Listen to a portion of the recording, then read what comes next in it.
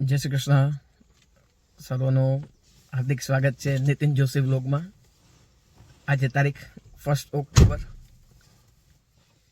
અને આજનું વેધર તો કહું છું એકદમ ખરાબ છે. હું અત્યારે જઈ રહ્યો છું એક પૂજન કરવા, ગીતાજીનું પાઠન કરવા માટે. તો થોડુંક એવું તમને લેસ્ટરનો થોડો એરિયાનો સાથોસાથ વિડીયો બનાવીને તમને દેખાડતો જાઉં.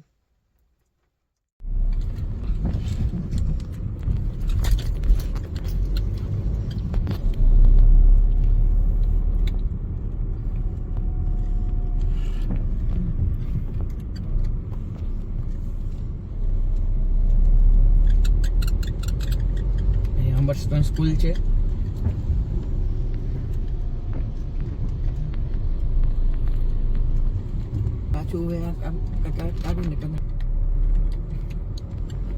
આજે મેઇન સ્ટ્રીટ છે. આ એરિયો એટલો સરસ છે કે આપણે એમ જ લાગે કે ફોરેસ્ટમાં અંદર આવી ગયા એ રીતના.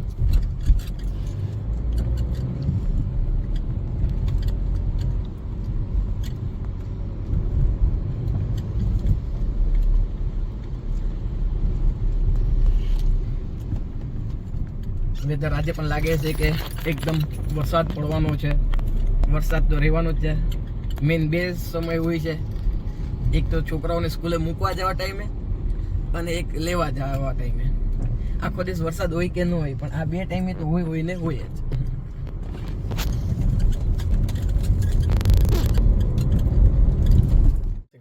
હું પહોંચી ગયો છું. અત્યારે તમે જોવો છો એકદમ હેવી રેન થઈ રહ્યો છે. સંજય બોલ્યો કે હે રાજન મહાયોગેશ તેમજ સર્વ પાપોના હરનારા ભગવાન હરિએ આમ કહી પછી અર્જુનને પરમ ઐશ્વર્ય યુક્ત દિવ્ય સ્વરૂપ દેખાડ્યું. અનેક મુખો અને નેત્રો ધરાવનાર, અનેક અદ્ભુત દ્રશ્યોથી યુક્ત, ઘણા બધા દિવ્ય આભૂષણો યુક્ત અને કેટલાય યોગ ઉગામેલા દિવ્ય આયુધો, હાથોમાં ધારણ કરેલા દિવ્ય માળા તેમજ વસ્ત્રોને ધારણ કરેલા તથા જેમના શ્રી વિગ્રહમાંથી દિવ્ય ચંદનનો પરિમળ પ્રસરી રહ્યો હતો, એવા બધી જ જાતના આશ્ચર્યોથી યુક્ત સીમા વિનાના અને સર્વ તરફ જેમના મુખો છે એવા વિરાટ સ્વરૂપ પરમ દેવ પરમેશ્વરને અર્જુને જોયા. હે રાજન, આકાશમાં હજારો સૂર્યોના એક સાથે ઉદય થવાને લીધે જે પ્રકાશ ઉપજે ને તે પણ એ વિશ્વ રૂપે પરમાત્માના પ્રકાશને એટલો જ ભાગ્ય જ હશે. પાંડુ પુત્ર અર્જુન જે વખતે અનેક પ્રકારે વિભાજિત આખા બ્રહ્માંડને દેવોના દેવ ભગવાન શ્રી કૃષ્ણને એ શરીરમાં એક સ્થળે રહેલું જોયું, ત્યારે બધી આશ્ચર્યોમાં ડૂબેલા અને હર્ષ થયેલો ધનંજય પ્રકાશમાં વિશ્વરૂપ પરમાત્માને શ્રદ્ધા અને ભક્તિથી સાથે મસ્તક નમાવીને હાથ જોડી અને સ્તુતિ કરવા લાગ્યો.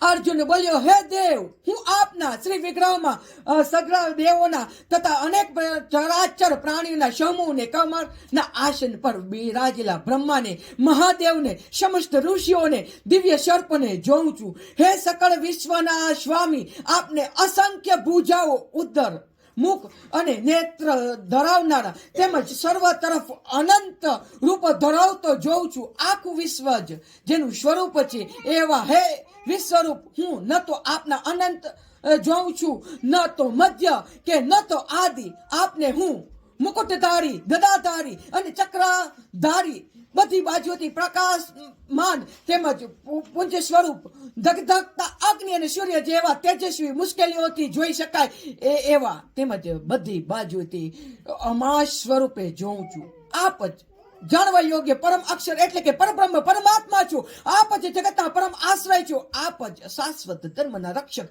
છો અને આપ જ અવિનાશી સનાતન પુરુષ છો, એવો મારો મત છે. આપને આદિ, મધ્ય અને અંત વિનાના અનંત સામર્થ્ય ધરાવનાર, અપાર ભુજા ધરાવનાર, ચંદ્ર રૂપ, સૂર્ય રૂપી નેત્રો ધરાવનાર, પ્રદીપ્ત અગ્નિરૂપી મુખ ધરાવનાર અને પોતાના તેજસ્વી આ બ્રહ્માંડને સંતાપતા જોઉં છું. હે મહાત્મા, સર્વજ્ઞ પૃથ્વીની વચ્ચેનું આ સંપૂર્ણ આકાશ તથા સઘળી ઇન્દ્રિયો એકમાત્ર આપનાથી જ વ્યાપેલું છે, તેમજ આપના આ અદ્ભુત અને ભયાવહ રૂપને જોઈને ત્રણેય લોકો ભયના માર્યા કાંપી રહ્યા છે. પેલા દેવતાઓના સમૂહ આપનામાં પ્રવેશી રહ્યો છે તથા કેટલા ભયના માર્યા હાથ જોડીને આપના નામ અને ગુણોનું ગાન કરી રહ્યા છે. અને મહર્ષિ તેજસ્વી તેમજ સિદ્ધોના સમુદાય કલ્યાણ થાવું એમ કહીને કેટલાક ઉત્તમ સ્ત્રોત દ્વારા આપની સ્તુતિ કરી રહ્યા છે. એ જે 11 રુદ્રો અને 12 આદિત્યો તથા 8 વશ્યો, 12 સાધ્યો, 10 વિશ્વદેવો, 2 અશ્વિની કુમાર, મરુતગણ અને પિતૃના સમુદાય તથા ગંધર્વ, યક્ષ, રાક્ષસ અને સિદ્ધોના સમુદાય એ બધા છક થઈને આપને જોઈ રહ્યા છે.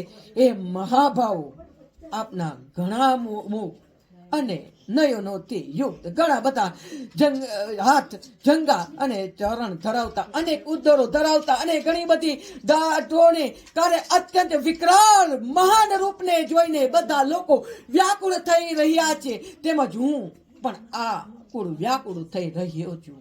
કેમ કે હે વિષ્ણુ, ગગન ચુંબી દેદીપ્યમાન અનેક વર્ષોથી યુક્ત તથા ફોડેલા મુખ અને પ્રકાશમાન વિશાળ નેત્રો ધરાવતા આપને જોઈને ડરેલો આનંદ કરોનો હું ધીરજ શાંતિ નથી પામતું. તીક્ષ્ણ દાઢોને લીધે વિકરાળ અને પ્રલય કાળના અગ્નિ જેવા પ્રજહેડ આપના મુખોને જોઈને હું દિશાઓની નથી ઓળખી શકતો કે સુખને પણ નથી પામી શકતો. માટે હે દેવોના સ્વામી, હે જગતના આધાર, આ પ્રસન્ન થાઓ.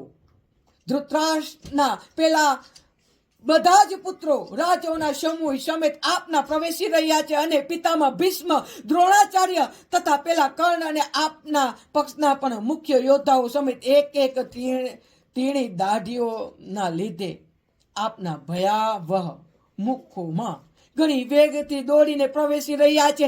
અને કેટલાક તો ભૂક્કો થયેલા માંસ સહિત આપના દાંતોની વચ્ચેથી ભીસાયેલા દેખાઈ રહ્યા છે. જેમ નદીઓ અનેક જળ પ્રવાહો સહજ રીતે સાગરમાં તહજ દોડે છે, એ જ એટલે કે સાગરમાં સમાઈ જાય છે, એ જ રીતે નર્કલોકના શ્રેષ્ઠ શૂરવીરો પણ આપના પ્રજ્વળમાં મુખોમાં પ્રવેશી રહ્યા છે, એટલે આપનામાં લીન થઈ રહ્યા છે.